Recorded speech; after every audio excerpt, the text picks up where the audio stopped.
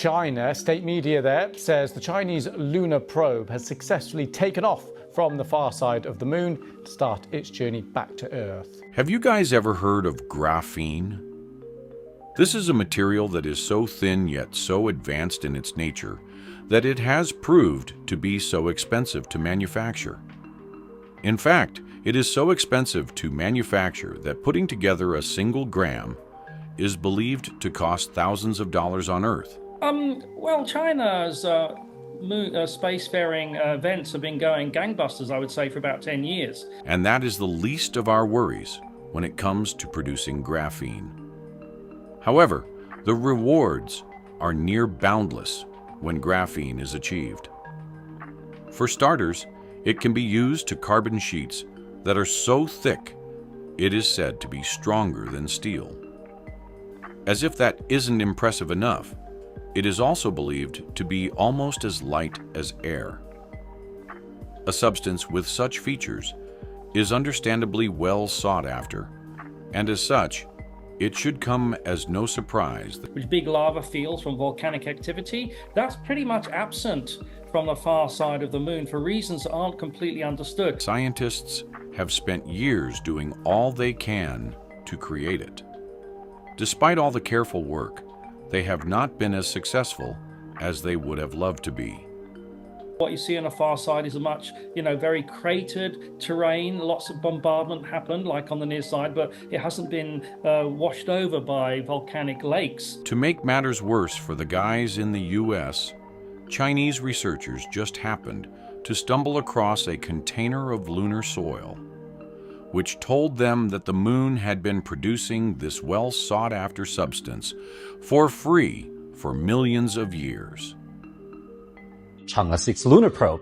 Behind it are the efforts of numerous people. It also represents the new start in a space quest for all of humanity. What could this mean for the future of technology? The unexpected discovery.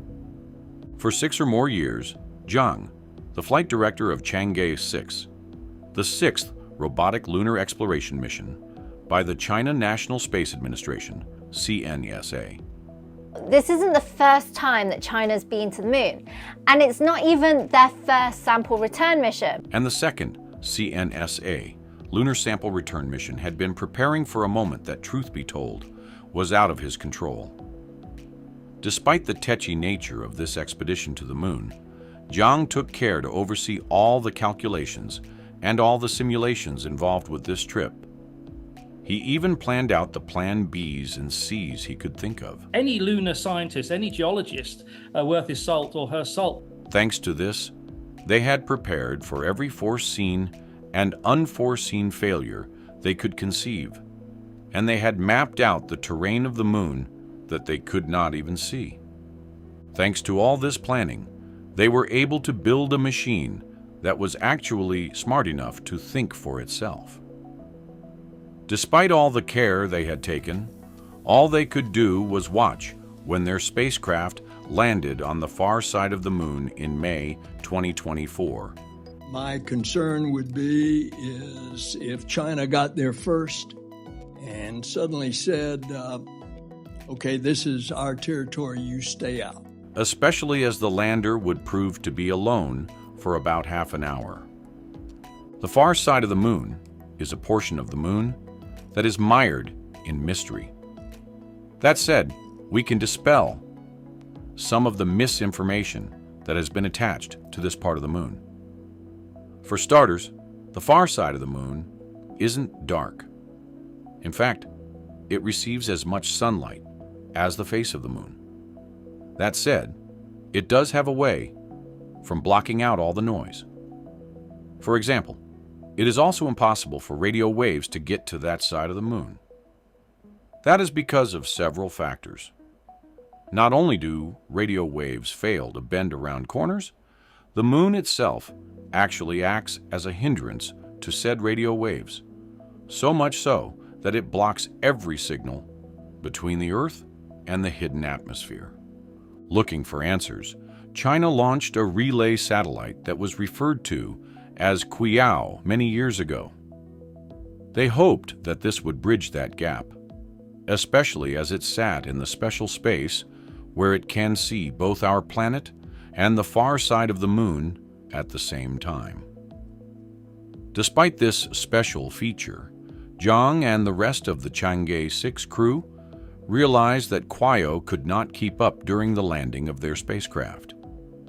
As a result, not only was there a delay in the commands, the corrections needed to rectify the situation came a little too late for them to matter.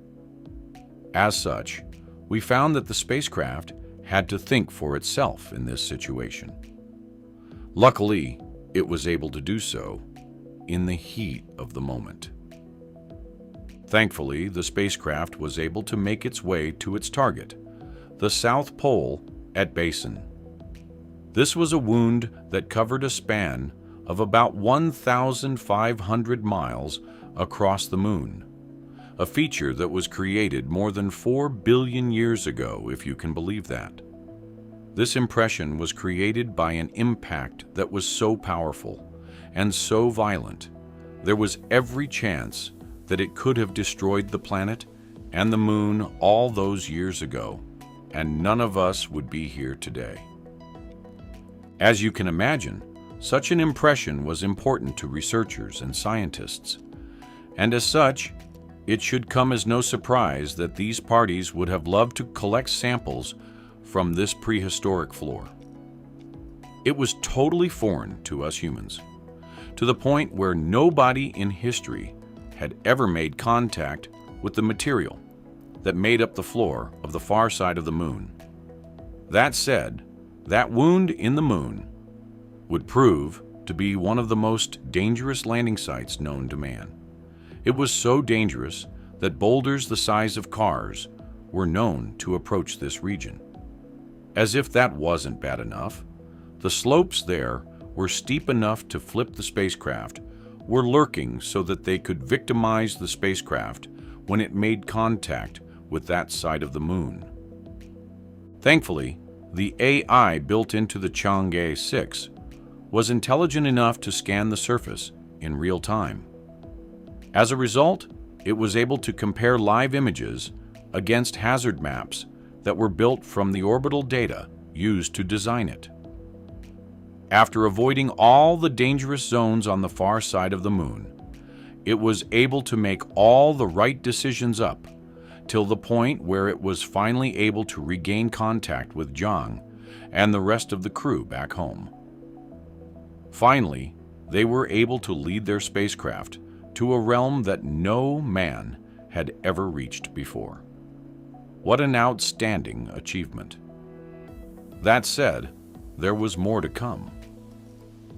After the expedition to the far side of the moon, Chang'e 6 and its return capsule made its return to Earth after landing 53 days later. Little did we know that there was one heck of a surprise waiting for us within the capsule.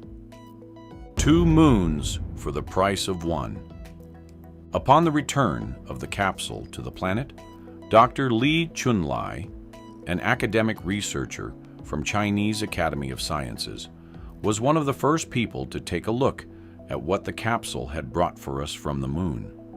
Like some others, he expected to see substances such as pale dust. However, he noticed that this dust was much darker than he initially imagined. Thanks to this, Dr. Chunlai and others plunged down a rabbit hole that led to more intriguing discoveries than the Mad Hatter and the dangerous Queen of Hearts. Let's start off with the dark patches on the moon. These patches are referred to as Maria, and they are believed to be made of prehistoric seas of frozen lava. Apparently, these seas of frozen lava spread across the near side of the moon billions of years ago, and they were formed when molten rock erupted before cooling down, thereby suppressing the reflection of sunlight from that side of the moon. Funny enough, the dark side of the moon doesn't have any Maria on it, and as such, it is brighter and rougher than the other side of the moon. It is also covered in craters that have no experience of volcanic eruptions. Although scientists have known about this contrast for quite some time now, they have had no way to explain this away. Now that Chang'e 6 had some fresh evidence on their hands, there was every chance they could finally give an explanation for this. Upon looking at the samples, the experts were able to deduce that the moon seemed to have two geological personalities. It looked as though the near side exuded more heat due to the radioactive elements residing there. The heat is responsible for the retention of magma fluid. It also allows the lava to break through the thinner crust repeatedly, thereby giving us the dark Maria that we see on the near side of the moon. On the other hand, we notice that the far side of the moon has crusts that are 20 kilometers thicker than those on the near side of the moon. This allows the interior part of the moon to remain cooler than its counterpart, so lava couldn't break through. As profound as this discovery was, it paled in comparison to what was discovered when they looked at the secrets held by the soil of the moon. The new discovery. When looked at with the lens of the microscope, it was discovered that the soil contained graphene. This was an immense discovery, especially as scientists had spent thousands of dollars and thousands of hours doing all they can to create this material. As amazing as this discovery was, the issue here was that there was no way this substance could be harvested from the moon on a consistent basis. The moon simply didn't have the environment to do so. It is such a shame, too, because the moon has spent millions, if not billions, of years creating this graphene on its surface. That said, this is important because this changes everything. Considering the fact that the moon creates graphene naturally, all of a sudden, there is a reason to fight over the moon. Imagine using this material to create lightweight composites for spacecraft hulls or protective coatings for habitat walls. It could even be used as conductive materials for electronics and power systems. The possibilities are almost endless when you think about it, especially when it will be created from materials that were once considered to be useless by astronauts who came across them. Interestingly enough, graphene was not the only thing of value that was discovered on the far side of the moon. Water on a bed of flames. Something amazing took place more than 1 billion years ago. Back then, a celestial object that was about the size of Mars, named Theia, body-checked our planet when it was still quite young. The contact was so powerful that it threw molten debris into orbit. That debris eventually developed into the moon. Thanks to this, the moon had magma that was hot enough to turn the space nearby into a furnace. Now Chang'e 6 has come back with proof of this birth.